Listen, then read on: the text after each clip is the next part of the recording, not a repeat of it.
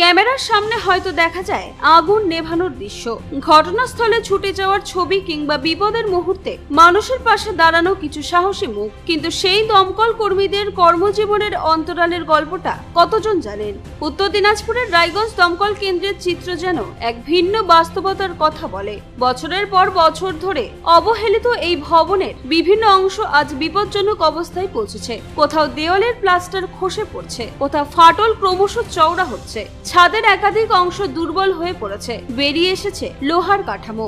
কর্মীদের থাকার কক্ষ, রান্নার জায়গা এবং শৌচাগারের অবস্থাও অত্যন্ত শোচনীয়। যে কর্মীরা যে কোনো মুহূর্তে মানুষের জীবন ও সম্পদ রক্ষায় ছুটে যান, তাদেরই দিন কাটছে অনিশ্চয়তা আর ন্যূনতম পরিকাঠামোর অভাবের মধ্যে।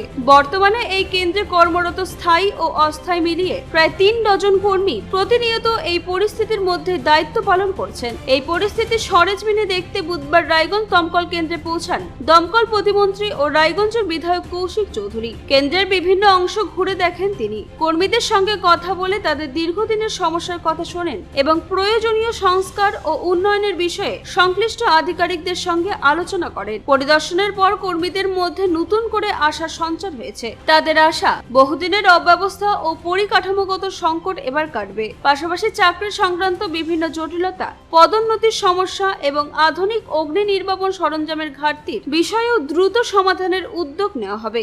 মানুষের বিপদে প্রথম সারিতে থাকা এই কর্মীদের দাবি একটাই, নিজেদের দায়িত্ব সঠিকভাবে পালন করতে হলে নিরাপদ কর্মপরিবেশ এবং প্রয়োজনীয় সুযোগ সুবিধা নিশ্চিত করা হোক। এখন দেখার সেই প্রত্যাশা কতদূর বাস্তবে রূপ নেয়।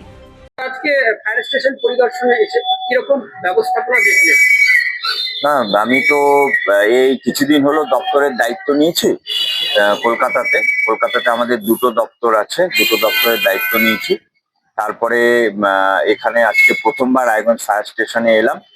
এমনি ঠিক আছে, তবু আমাদের সব জায়গাতেই কিছু আমাদের ছোটখাটো বিষয় আছে যেগুলোকে আবার দেখতে হবে। আগের সরকারের কাছে ওনাদের প্রচুর ডিমান্ড ছিল, যেগুলো ফুলফিল হয়নি। তো আমাদের সেটা দেখতে হবে, কারণ ফায়ার মানে একটা খুব বড় বিষয়, মানুষের সেফটির বিষয় আছে। তো সেই বিষয়গুলো আমরা দেখছি। বলছি যে এই ফায়ার স্টেশনটা, বিল্ডিংটা একদম ভগ্নদশায় রয়ে গেছে দীর্ঘদিন ধরে সংস্কারের অভাবে। নতুন কিছু ভাবনা চিন্তা? নিশ্চয়ই ভাবনা চিন্তা আছে। আমি একটু আগে আমার অ্যাডিশনাল চিফ সেক্রেটারি আছেন, তার সাথে কথা বললাম এই ফায়ার স্টেশনের কিছু বিষয় নিয়ে। তো আমি এখন বিল্ডিং গুলো ঘুরে দেখবো। ওনাদেরকে বলেছি একটা ডকুমেন্ট তৈরি করতে, যে এই ফায়ার স্টেশনের জন্য আর কি কি দরকার, সেটা নিয়ে আমি আমাদের অফিসারদের সাথে কথা বলবো। দীর্ঘদিন থেকে ফায়ার স্টেশনে প্রমোশন আটকে আছে, প্রমোশন হচ্ছে না, এবং সবচেয়ে বড় কথা যে ক্যাজুয়াল কর্মী যারা আছে তারাও ঠিক মতো বেতন পাচ্ছে না। কি বলবেন এই ব্যাপারে? না, এটা তো বড় সমস্যা, ফায়ার ব্রিগেডে এটা একটা বড় সমস্যা। আমরা খুব আন্তরিক, কারণ হচ্ছে এই রিক্রুটমেন্টের সাথে হিউম্যান রিসোর্সের যোগাযোগ, হিউম্যান রিসোর্সের সাথে সাধারণ মানুষের ফায়ার সেফটির যোগাযোগ আছে। তো রিক্রুটমেন্ট একটা বড় ইস্যু, এটা তো আমরা দেখছি। কথা হয়েছে এর আগে, আমি কথাও বলে এসেছি। এখানে গোটা রাজ্য জুড়ে সমস্যা আছে। মানে আমি বলছি না, মানে জাস্ট কিছু হয়নি। আমার কাছে খবর আছে, মানে 10 টাকা যদি ফায়ার সার্ভিস থেকে চেয়ে থাকে, তো তার যদি মানে দেওয়া হয়েছে 1 টাকা। আগের সরকার এগুলো সব করেছে। তো আমরা খুব চেষ্টা করছি এই জায়গা থেকে বেরিয়ে আসা। এবং বেশ কিছু স্টাফ করোনার সময় এবং বিভিন্ন যে ডিজাস্টার হয়েছে তাতে যেভাবে ঝাঁপিয়ে পড়েছে, তাদের অ্যাওয়ার্ড পাওয়ার কথা, সেই অ্যাওয়ার্ড গুলো আটকে আছে।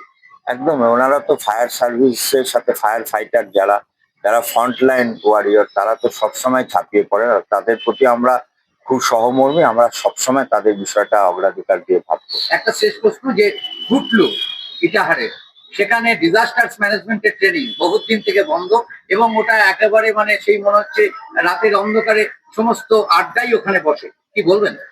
গটলু নিয়ে কিছুক্ষণ আগেই কথা হয়েছে, ওটাও আমাদের নজরে আছে। তো আমরা দেখছি, আমি গটলুতে যাবো, যে এর আগেও গিয়েছি আমি। তো ওটা আমাদের নজরে আছে, ওখানে ডেভেলপমেন্টের জন্য কি কি করা যেতে পারে, ওখানে ফায়ার স্টেশনটা নিয়েও।